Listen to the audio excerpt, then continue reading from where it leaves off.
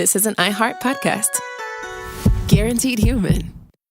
Work can be a little weird. Cringy training seminars, coworkers who won't stop talking about their plant, forgetting the mute button at an inopportune moment. We have to deal with a lot on any given workday. Sometimes it can feel hard to thrive and move forward in your career. Well, that's where LinkedIn comes in. LinkedIn helps you get ideas and insights from experts in your field, connect with people professionally, grow your network, and access tools designed to help you find the right fit for your next role. Whether you're just getting started, figuring out your next move, or looking to accelerate your career, LinkedIn is built to support you at every stage because LinkedIn is the network that works for you. Visit linkedin.com/knowstuff to learn more. Stuff at Sea is a 5-night adults-only sailing trip that brings the Stuff podcast universe to life on board. This voyage is a culture-soaked escape where pink sand paradise meets curious minds. Sailing round trip from New York City to Bermuda on October 2nd to 7th, 2026, this voyage drops you straight into the iHeart Podcast Stuff universe. On top of the adults-only experience you already love, you'll get live podcast episode recordings, behind-the-scenes sessions, themed activations, and more unmissable onboard moments. Learn more at virginvoyages.com/stuff. Welcome to Stuff You Should Know, a production of iHeartRadio.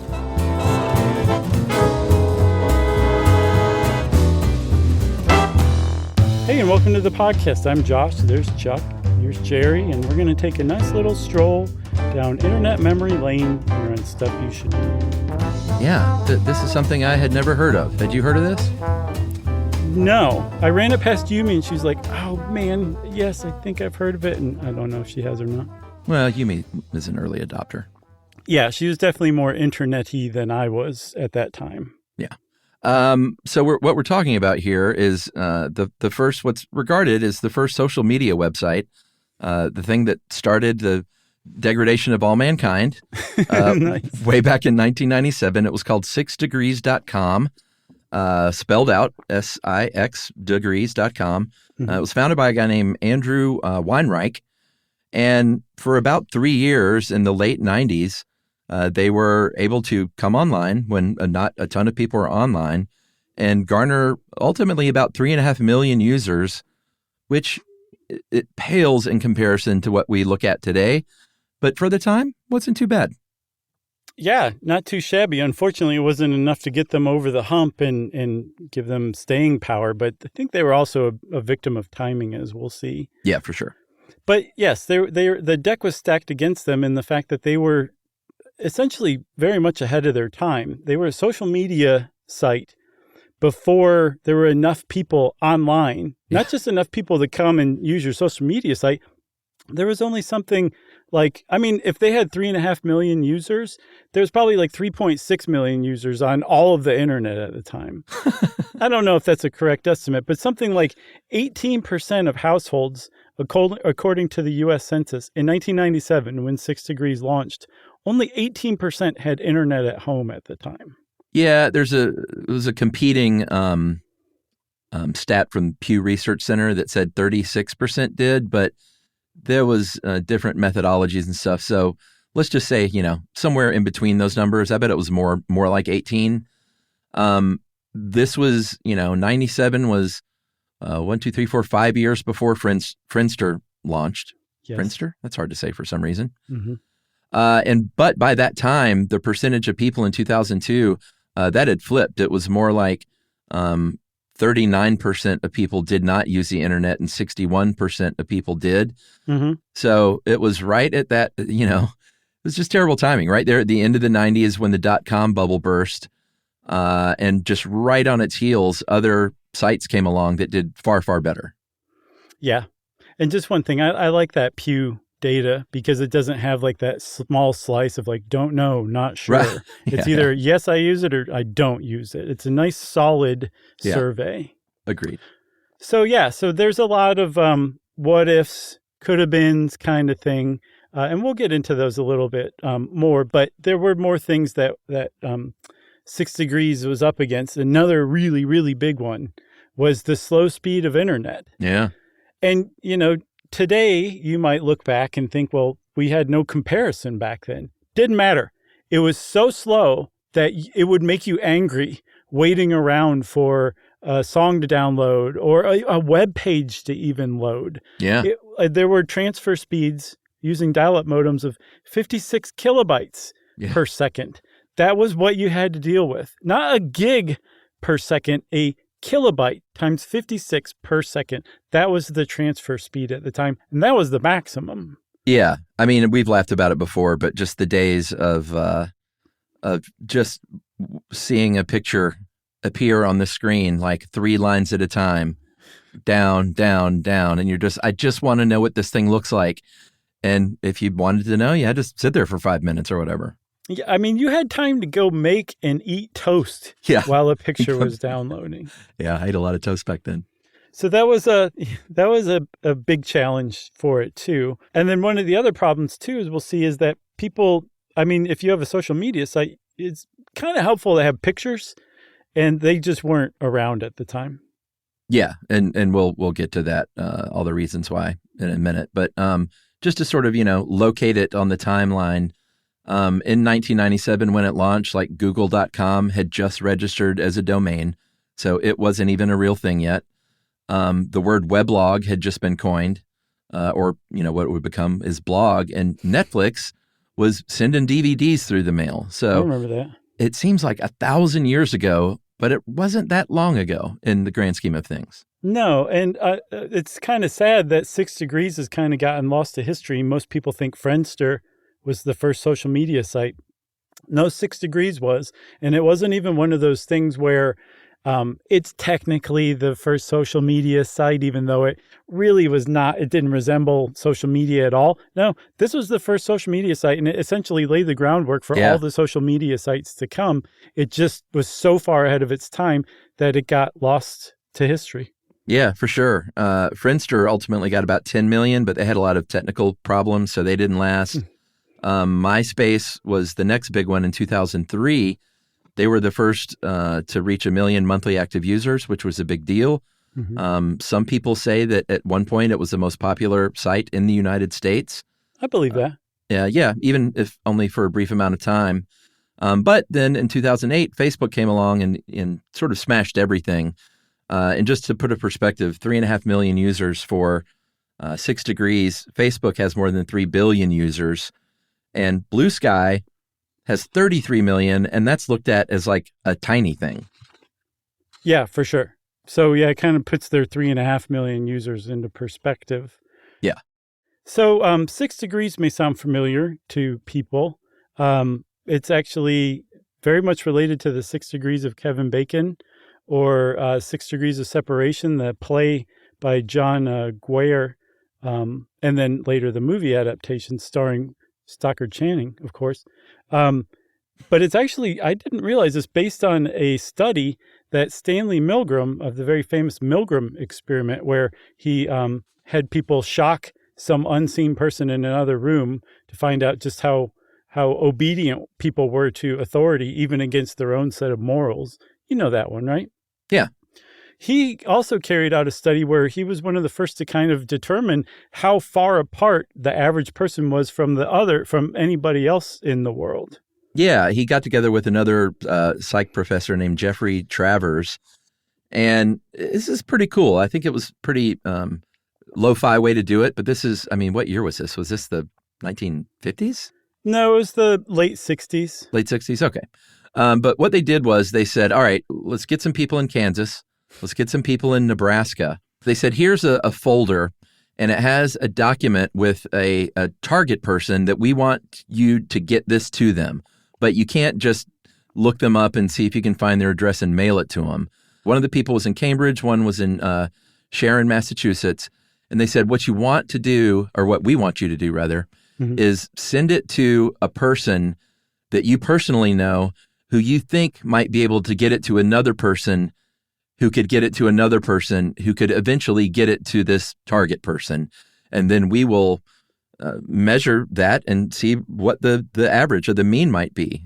So literally a farmer in Kansas got it, this is just one example, got it to the wife of a student in Massachusetts, who gave it to an Episcopalian minister in this town, who gave it to an instructor at the theological seminary there, who got it to that target. So that would be 1, 2, 3, 4 degrees of separation, Mhm. which is pretty remarkable, I think. Yeah, and I also think, Chuck, that it's kind of funny that to Stanley Milgram, Nebraska and Kansas are the most socially remote locations in all of the United States, because that's where he started, Mhm. right? To see how long it took to get to, I guess, civilization like Boston. But they actually did a lot of analysis of this. They released a version of the study in Psychology Today, which was meant for a general audience, but then they did like the real deal in a journal called Sociometry in 1969. And they found that there was a mean length. Mean is the one in the middle. No, mean is average. It's another word for average. Just say average, of 4.4 to 5.7 intermediaries. So they found that people have a degree of separation of 4.4 to 5.7. And this was all the way back in the mid to late 60s. Think about how closer we are now. Yeah. Well, what I wonder too is, did they throw out the ones, because apparently most of the folders never even made it. Did they just toss those and say, of the ones who got there, this is how they're connected? Yes, but I believe that most of the ones that didn't get there were because the initial farmers in Kansas and Nebraska just threw them out. They didn't participate. Oh, really? I think that's what happened to the majority of them. So, Okay. yeah, it wasn't like the most robust study of all time, but it was so fascinating that it just captured the imagination of people and became kind of a pop cultural meme. But what's interesting about it is that later scholarship that was pretty robust studies supported what Milgram and his collaborator Jeffrey Travers found in that study. Yeah, there was one in 2003 that found a median of 5 to 7. This is pretty old data, but in 2011, they did the degrees of separation on other social media sites. And for Facebook at the time, it was 4.74. And for the, at the time named Twitter, it was 4.67. But the caveat there is like, you're not necessarily counting just the people that you know. Like I know plenty of people when I was on Facebook that had lots of like, what were they in Facebook? Friends? Mm-hmm. Yeah, friends who they had no idea who they were. It was just more of maybe a networking thing, kind of like LinkedIn. Yeah, for sure. And as we'll see, 6 degrees too. Yeah. Laura, Dr. Claw, who helped us out with this, points out that social media kind of has a stretch, the Right. definition of what we consider a connection, like you just said. Mm-hmm. And also you said what used to be called Twitter. I think it's hilarious because very frequently you'll see Twitter used in like some sort of article or whatever, and then in parentheses after that, it'll say X. Yeah, So I mean, people everyone still still do says Twitter, it seems like. Yeah. It just didn't take. Like, sorry, the name change for the business you bought did not take. Yeah, it's because X is dumb. I guess so. and Twitter was just so perfect, I guess. Well, I mean, I don't know if Twitter's a good name or not, but it had such recognition. It's just like, yeah. It's like the people who bought the Sears Tower and tried to change the name, and everybody's like, nope, still Sears Tower. Sorry. Yeah, I love that when a corporate sponsor takes over and they're like, no, we're still going to call it the thing it was before. It's still the Tostitos Fiesta Bowl. Sorry. Sorry, cars.com. Well, you mentioned Kevin Bacon, and we should mention real quick, 6 Degrees of Kevin Bacon was a very popular thing created by some college students and the idea is that Kevin Bacon has been in so many varied movies over the years that you can connect any actor in Hollywood to Kevin Bacon in 6 degrees or less. Mm-hmm. But the Bacon number apparently is 3.12, and there are 522 actors who have a smaller connectivity number or Bacon number than that. Yeah, they're more connected to people than Kevin Bacon. I didn't know that, Chuck. Did you? Yeah. There were 522 or that there were more connected actors? Both. I mean, I figured there were more connected actors because there were people, Eric Roberts is the number one with 2.90841 because he has 865 IMDb entries as an actor. So I figured there were people that were in way more movies, and that's just math, you know? Sure, it is. But also you can make a case that Kevin Bacon's 111 movies typically are with more stars who have more work. So it's likelier that the people he worked with are in more movies with more other people. Whereas Eric Roberts is probably in movies with people like this is their one and only movie. Or people who are in like 600 movies that you just have never heard of. That's true, too. That's possible. If Riff Tracks taught me anything, it's that. It's, like I know who Cameron Mitchell is, for Pete's sake. Who's that?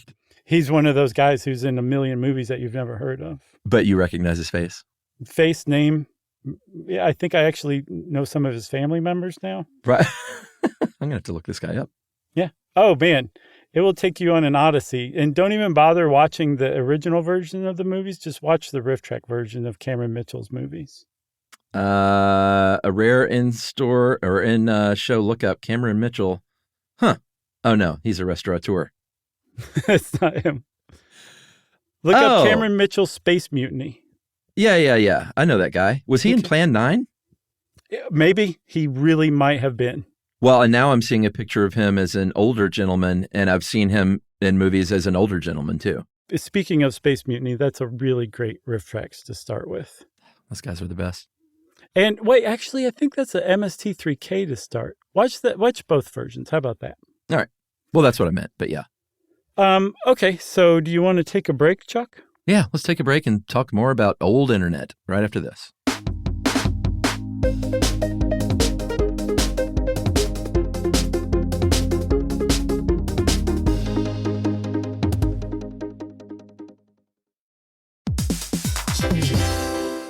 Hey everybody, we're here to talk to you about Wayfair, who believes that spaces should be functional, they should be comfortable, they should be well-designed, and they can be well-designed by you with their help. Your updated space should feel more comfortable, inviting, and practical for everyday use. And we're talking about outdoor seating. We're talking about grills. We're talking about major appliances. If you need storage solutions, Wayfair can help you out. Patio lighting, rugs, decor. It is your one-stop shop for home. Yeah. I mean, it's getting nice out, so it's time to think about living outdoors for the next few months. And Wayfair knows that outdoor furniture, it's heavy, it's intimidating to assemble. So Wayfair has stepped in and said, we're going to handle the hard part so you don't have to. That's right. You can shop Wayfair Verified, your shortcut to the good stuff. And that means their team of product specialists are going to vet everything by hand using a 10-point inspection, testing things like, quality materials, functionality, and features, and even how long it takes to build that piece of furniture. And the overall experience save time, reduce hassle, and improved convenience. Patio season is here, and these deals won't last. So head to wayfair.com right now to get your outdoor space ready for way less. That's WAYFAIR.com. Wayfair, every style, every home. Everyone knows winter is the real mess maker. You don't need WeatherTech floor liners for summer unless you hit the beach and half the beach ends up back in your car, or the campsite dirt ends up in your trunk. Then you'd want a cargo liner, or a road trip goes sideways, lemonade spills, ketchup goes rogue, ice cream drips. Yeah, you'd be pretty happy about those WeatherTech seat protectors. So just to be clear, as the mud you're inevitably going to step in this summer, you don't need WeatherTech unless you plan on doing summer. Visit WeatherTech.com today. All cat parents understand the feeling of being ignored by your cat and often asking yourself, does my cat even love me? And there is only one solution to solve that, Sheba. Feed your cat Sheba and go from feeling ignored to truly adored in 12 days guaranteed or your money back. Sheba has a menu of products, appetizers, entrees, treats, and even a kittens menu. So Sheba has a product for even the pickiest eater, like the Sheba Puree, which is made with bone broth. It's a protein-rich, lickable treat with chef-inspired flavors. It has a smooth and creamy texture that cats love. Plus, it supports a strong bond between pet parents and their cats with a hand-fed cat treat. It also contains no corn, wheat, soy, or artificial flavors. So instead of feeling ignored, you're suddenly the center of their world. It's basically a fast pass to favorite human status. Next time you're wondering if your cat loves you, grab Sheba Puree or explore their entire range of textures and flavors at your local retailer. To learn more, check out Sheba.com.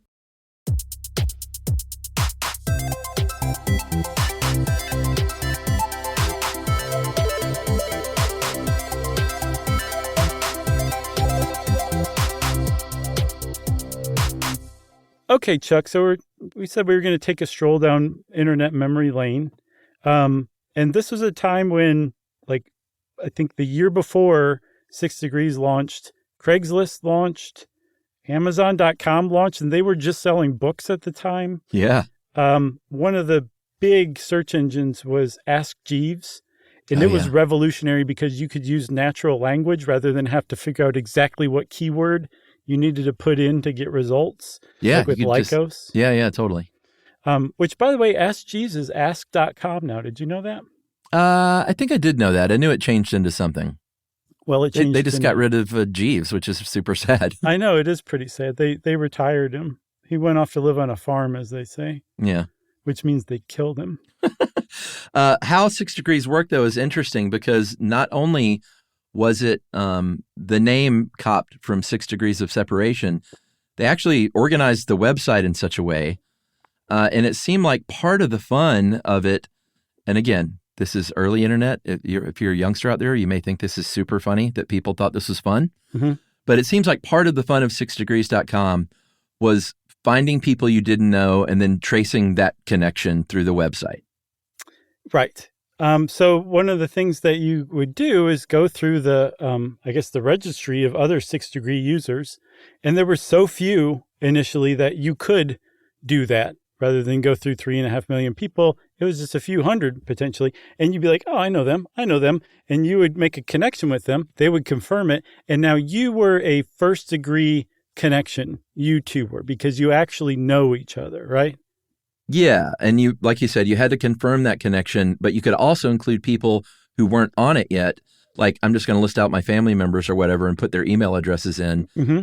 Keep in mind, this is at a time where you didn't get a lot of email.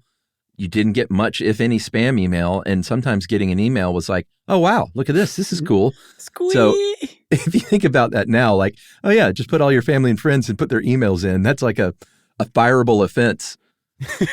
Right. Like, actually, socially. you can go to jail. I think you can. But back then it was a different deal. So you can include people, put their emails, and they would get an email asking for confirmation and saying, and also, do you want to sign up for this cool new thing? No. Yeah, exactly. So the people that knew the people you knew, but you weren't directly connected to them, you were now second degree connected with them. And then those people were connected to people that you didn't know, and they were third degree connections. I think it didn't go beyond third degree. Like, they didn't go all the way up to 6. I think that was totally unnecessary. Mm-hmm. But this was like, this is very groundbreaking and revolutionary, and people were just amazed by people they knew. And the point was, like, who do your friends know that you want to know that you don't know yet? Now you can make a first degree connection with those people if they confirm you. Yeah, I mean, that's the way it was sort of like a predecessor to LinkedIn. I mean, you'll see, again, like you said, like seeds of all the social media websites, they were doing it. Because you could create a profile with your professional affiliations and stuff like that.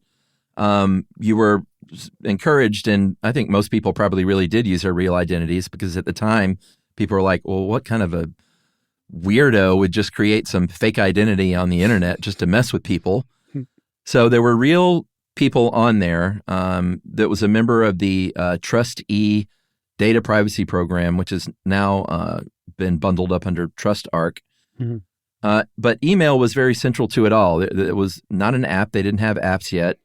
You would get an email asking for confirmation. You would reply via email.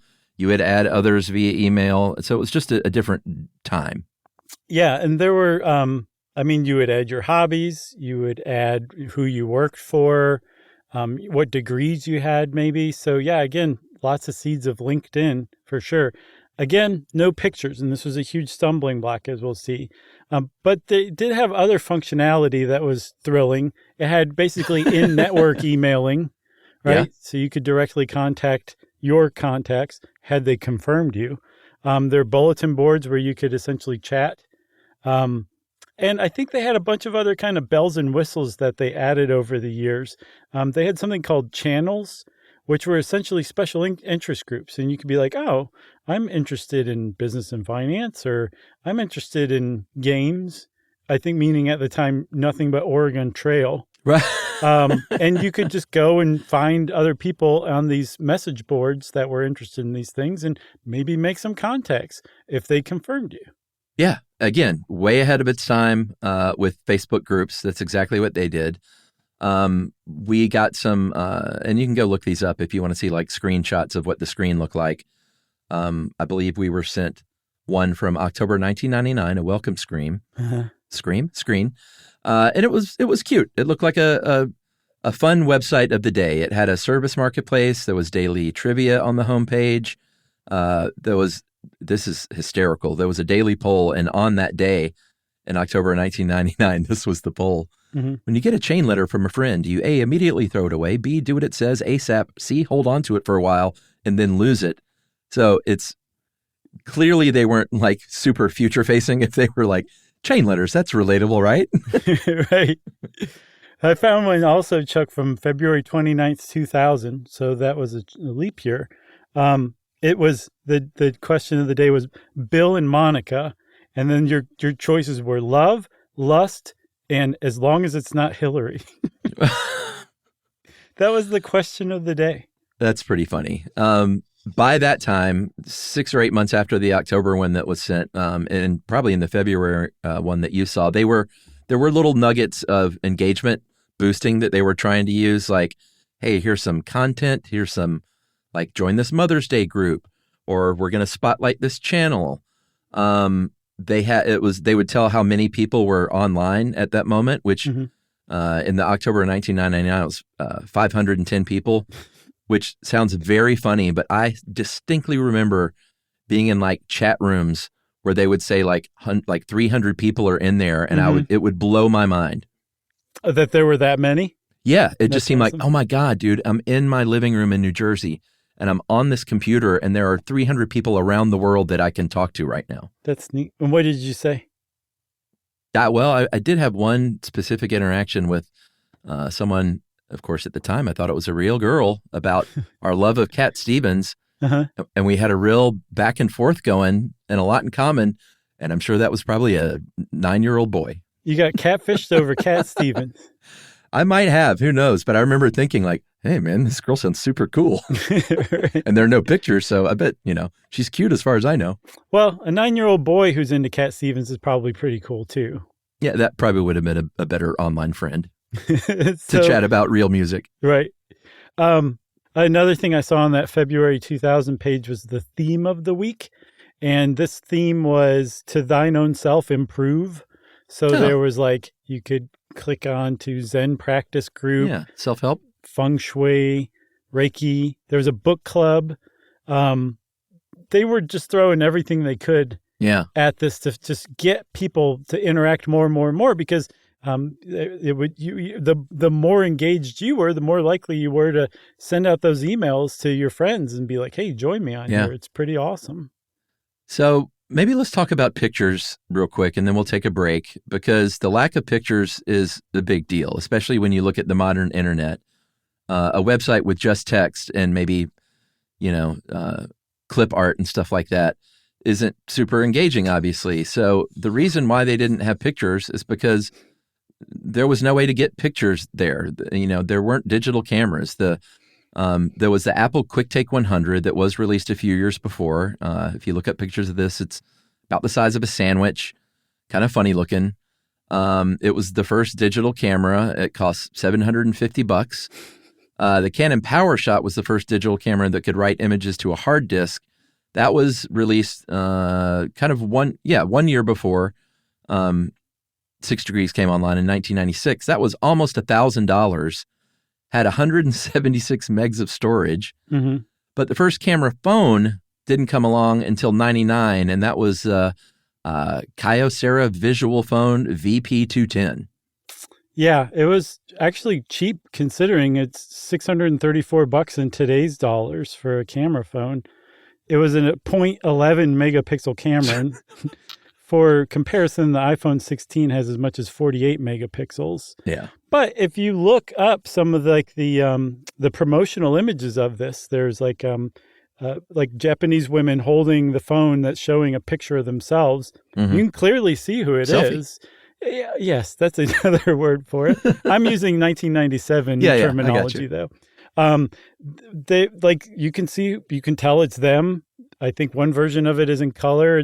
It's not that bad, especially for $650. Because you can tell it's them. Yeah, you don't have to like squint your eyes to make the pixels come together, and you're like, is that Popeye? It's like you can tell it's them, I guess. Yeah, and I was impressed by it. So it did its most basic function as an image capturing device. Yes, being able to tell it was that thing. Right. Oh, one other thing I saw about the Apple QuickTake 100, at its highest resolution, it could store up to 8 photos at once. Whoa. This is so much fun. I love making fun of the early internet. I know that we lived through. This is also a true story. Weinreich, the founder, would get emails where people would say, hey, can I snail mail you a physical photo? Mm-hmm. I have it. Can I send it to you via the U.S. Postal Service? And can you scan it and attach it to my profile? Because you really need pictures on this thing. Right. And they were like, maybe. And then somebody around the table at the bowl session said, well, wait, what if people want to start like updating or changing their photos? And Andrew I think it's Weinreich maybe, said, yeah, let's just skip that. All right. Okay. No, I'm saying Weinreich said that, not us. Oh, yeah. I know. Well, there's like a rare in-show edit that didn't get edited on purpose. Should we take that break now? I feel like we need to, yes. All right. I'm going to go do 20 push-ups for that, and I'll be right back.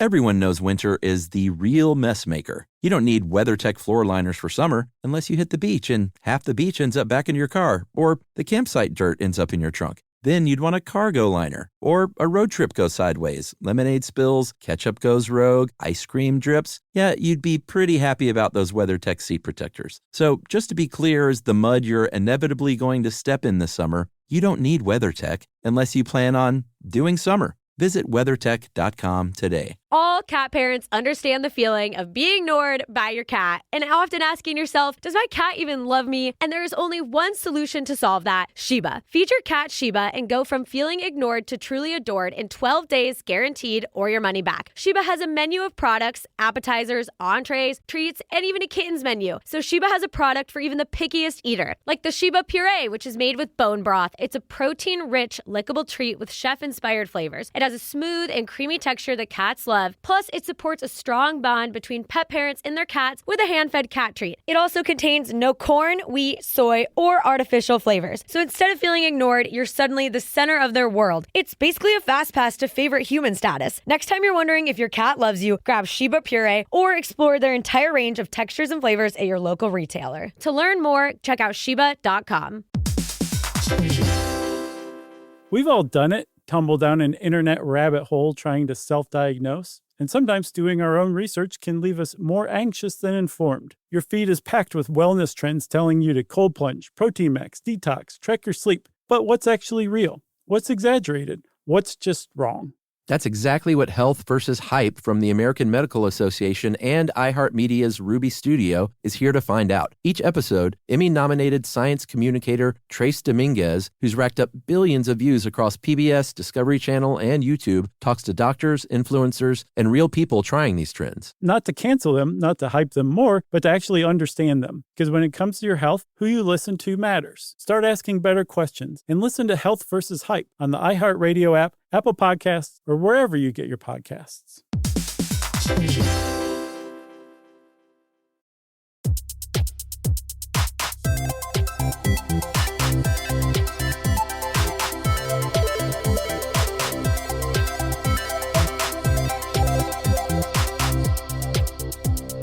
All right, so Weinreich? It's Weinreich? Weinrich, I think. Weinrich? Okay, yeah, I'm pretty sure that's how, I think it was Wikipedia that had the pronunciation, and I think it said Weinrich. Okay, all right. Maybe he was trying to seem less German. Right. Yeah, that always reminds me of that part in 30 Rock where Tina Fey is like, well, she's apologizing, and she said, I'm very sorry, like Mr. Wiener Slav. And he said, it's Wiener Slave. That's such a good joke. Man, it is. Have you ever seen Unbreakable Kimmy Schmidt? Have you seen that yet? I watched it when it came out years ago. I watched the first season or so. There aren't that many shows that can make me actually laugh out loud, and that's one of them. And it's because Tina Fey is one of the best comedy writers to ever live. Yeah, agreed. Have you seen the 4 seasons yet? No, I'm avoiding it. I saw that it's a remake of an Alan Alda film, and I have a strict policy not to watch late 70s, early 80s Alan Alda films or their remakes. Oh, God. Your distaste for Alan Alda is truly disturbing. The thing is, I've got nothing against Alan Alda. Personally, it's Sure those sounds- kind of movies. Same with Oh, okay. Elliot Gould. I can't stand those kind of movies, like where it's just like, hey, I can't even do an impression of it, but I can't stand those kind of movies. And somebody out there knows what I'm talking about. Elliot Gould kind of movies? Yes, whether it's Capricorn 1 or that Shaggy Dog movie that he's in, where he plays the detective. I will say that one movie I think you would like is The Long Goodbye. That's the one I'm talking about. That's the Shaggy Dog detective one. I don't think I would. What does Shaggy Dog detective mean? I don't understand what that means. So Shaggy Dog is where like there's this whole buildup of like say a mystery or something, and it turns out to be nothing. Like there's really no point to the movie in the end. Oh, okay. So wow, I thought you would like The Long Goodbye. Great Robert Altman noir to me. And I like Robert Altman stuff too. Raymond Chandler book? No? Still nothing, huh? I wouldn't if you made it. No, I can't make. If you made it before Elliot Gould was in it, I would probably watch it. All right, fair enough. Wait, how one did we more get thing. Yeah. Speaking of great directors, I finally saw Ghost Dog: Way of the Samurai by Jim Jarmusch. Did you see that ever? I saw that in the theater, buddy. I was guessing that you had. That is such a good movie, man. I can't believe that slipped under my radar because that totally was in my wheelhouse for that time. Yeah. Jarmusch is the best. And Forrest Whitaker was so good in that. Yes, he was. Good music, too. Yeah. All right. How did that start? Weinreich trying to seem less German. This is the 6 degrees of that conversation, I guess. Mr. Wienerslave. Yeah, Wienerslave. So here's what Weinrich, I guess, there's said. one other thing that reminds me of, too. Okay. Do you remember we were talking about the vanity license plate episode? Yeah. Uh-huh. Or, and like the greatest misconstrued vanity plate of all time is where the guy had J is Lord, like Jesus is Lord, but it's all one word, so it says Jizz Lord. Jizz Lord. That's the greatest vanity plate anyone's ever had. Oh, that definitely beats Ass Man, even. I think so too, which is a good one.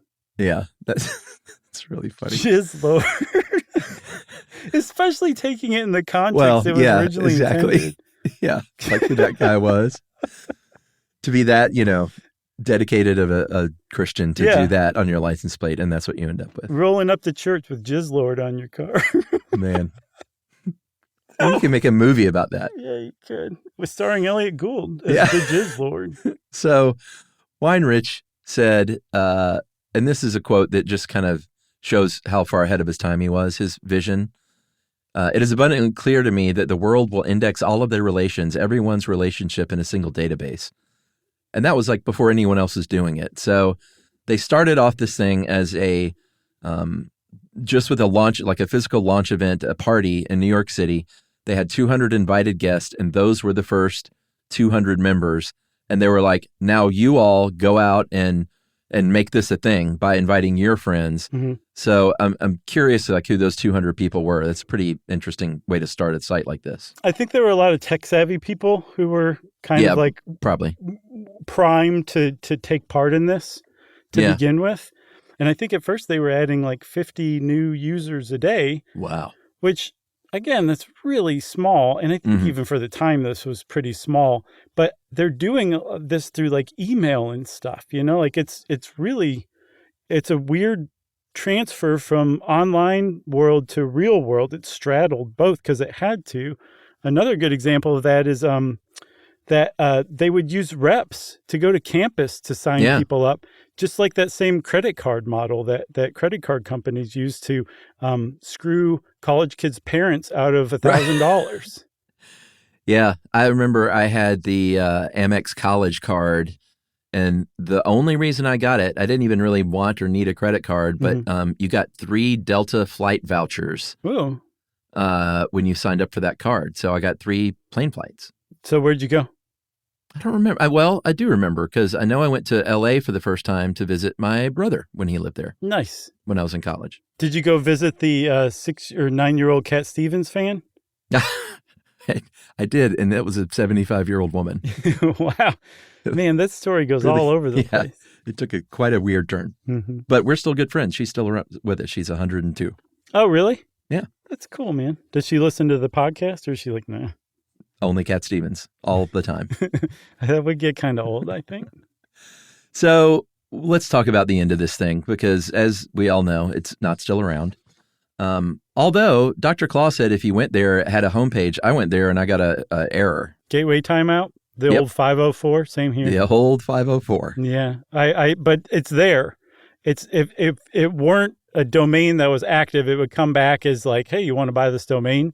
But it doesn't do that. It just is so slow that you can't connect to it. But it does seem to be there. 6degrees.com, sure. Yeah, I mean, considering the public knowledge of just that term, it's Right. like you try and going out these days and getting a better domain name, you know. You can't do it. You just can't. Don't feel too bad for Weinrich or Reich or Rick, because he sold in 1999 for $125 million in stock options in Youthstream Media Networks. But this, you know that if you know anything about internet history, you know that this thing shut down in 99 and what that meant. That .com bubble right there on the horizon in 2000 shut down more websites than you could shake a stick at. Yeah, and actually you can feel pretty bad for Weinrich, because he took that $125 million in stock in a company that folded like months later because it was debt financed. So I don't know how much he actually walked away with, especially if there was possibly a blackout in him selling those stock options. Oh, so yeah, what you're saying is Youthstream itself also went under. Yeah. Because they were just borrowing, and that's how they existed. And then when the .com bubble burst, they were worth nothing, and so that stock was worth nothing. I looked, I couldn't find how much he actually did make from that sale, like in real dollars. You can never find that out. No, and It's that usually weird. means that it's not a very good amount. Yeah, They probably like so. to leak that stuff when it's like eye-popping, but when it's not, they're like, oh, I don't remember. Yeah, good point. The other problem was it was very early in the internet, and that monetization was a real struggle. They had some ads, of course. I believe their question of the day had an actual sponsor, but it was just a little bit too early. Like right after they fell off, Friendster came along. Mm-hmm. That also failed again. But then MySpace and Facebook, just on the heels of this, he did make some other dough off of it. I think the patent that he had with 6 Degrees for the software for the platform, he sold for $700,000 real dollars to the CEO of LinkedIn. Uh-huh. And the CEO, Mark Pincus, of a website called Tribe, and they were both Friendster investors. Yeah, and Reid Hoffman, and he said that he and Mark Pincus were like essentially fans. Like they were like, Weinrich is a god here. This patent not only is for the software, it's for the methodology of creating an online social network. No one had ever come up with something like that before. So they actually kind of bought it for a song. I looked, and LinkedIn is apparently definitively not built on 6 Degrees architecture, and it never was. But it almost seems like they were either taking it to learn from it, or almost like they were buying like some memorabilia that they were like fans of. I almost got that impression from an interview with Reid Hoffman. Oh, very interesting. Andrew Weinreich went on to do, a lot of more things like this. He's kind of a serial entrepreneur. And again, it seems like he was always right there before the real thing came along, because he had something called Meet Moi, as in MOI, French for me, right? Yeah. Yeah, I thought so. I was just making sure. But that was a location-based dating app, and it was basically this idea that like, hey, dating websites are really tough even at the time of the early internet, and like, let's at least connect people who are physically close, and it might be easier to get real dates. The dating part of that business was bought by the parent company of Match.com, once again, just right there next to the thing. And he and his Memoir co-founder bought out the business analytics part of their own company and used it to found a data analytics company called Indicative. Which is still around from what I can tell. And All right. So maybe he's done all right there. yeah, and so this was very early 2000s too, and they were using location tracking data at the time, and that was huge and new, and so they kept that. I think they ended up either selling it or licensing it to a company called Xtify. Not a very good name. They should call it Twitterify. Yeah, and they had some like high-profile clients. They had Ritz-Carlton, they had Staples, they had Sephora, Publishers Clearinghouse. Yeah, so they were using those location apps to advertise to you and send you push notifications on your phone, which sadly means that Andrew Weinrich is going to be going to hell for that. I mean, did he create that idea, I wonder? He sold Xtify the ability to do that. So And then IBM tangentially. bought them, right? Yeah. So I'm Okay. not sure how much he made from these buyouts. I hope a lot because, again, this guy is like coming up with ideas and making stuff happen long before they can become viable. And a lot of people probably have gotten very rich off the back of his ideas too. So I hope he's doing well. Maybe if he's listening or if someone knows him through their degrees of connectivity, just get to him and have him email us at stuffpodcast@iheartmedia.com and just send us your bank statement. That's right. So And we'll know. I want to specify, by doing well, I don't mean just financially. I mean, I hope his well-being, his sense of No, well-being totally. is nice and inflated and happy. And, that he's living a good life. No, I agree. I cheapened it by making it financial, and that's why you're the heart of the show. Yeah, that's me. I'm the one you're not supposed to touch, remember?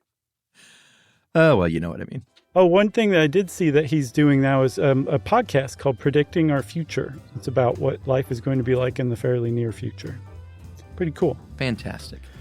So, Chuck, I think that's it for 6degrees.com. We got 40 minutes out of it. Hey, not bad. Lots Not of fun bad. stories in between. Yeah. And what did you just say? In between, right? Mm-hmm. Well, then that means it's time for listener mail. Boy, I'm glad I always know the trigger word.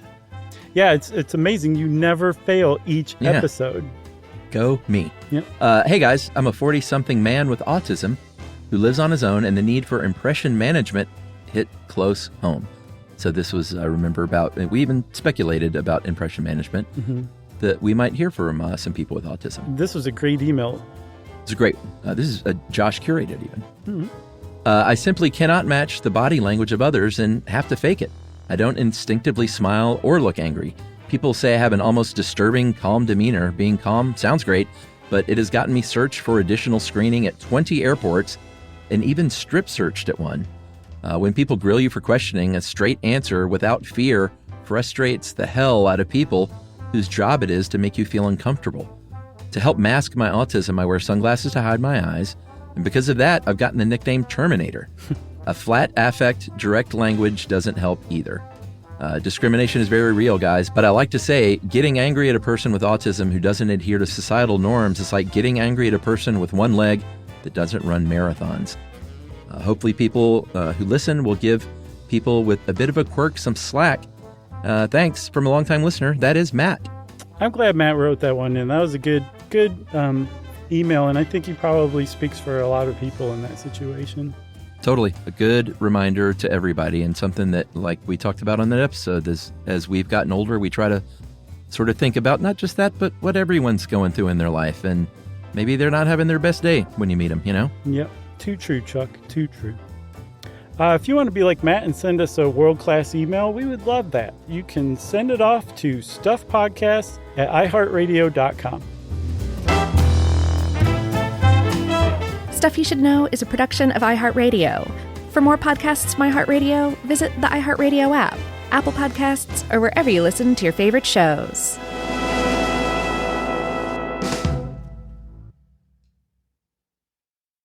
You know, you could be adored by everyone and still completely ignored by your cat. Trust me, I know. But if you feed your cat Sheba, you can go from being ignored to truly adored in 12 days guaranteed or your money back. Sheba has a full menu of products, appetizers, entrees, treats, even a kitten's menu. It's so cute. So Sheba has a product for even the pickiest eater. Like Sheba Puree, it's made with bone broth, they are chef-inspired flavors, it's got a smooth and creamy texture that cats love, and contains no corn, wheat, soy, or artificial flavors. It's food that your cat's gonna love. To learn more, check out Sheba.com. That's SHEBA.com. Stuff at Sea is a 5-night, adults-only sailing trip that brings the Stuff podcast universe to life on board. This voyage is a culture-soaked escape where pink sand paradise meets curious minds. Sailing round trip from New York City to Bermuda on October 2nd to 7th, 2026, this voyage drops you straight into the iHeart Podcast Stuff universe. On top of the adults-only experience you already love, you'll get live podcast episode recordings, behind-the-scenes sessions, themed activations, and more unmissable onboard moments. Learn more at virginvoyages.com/stuff.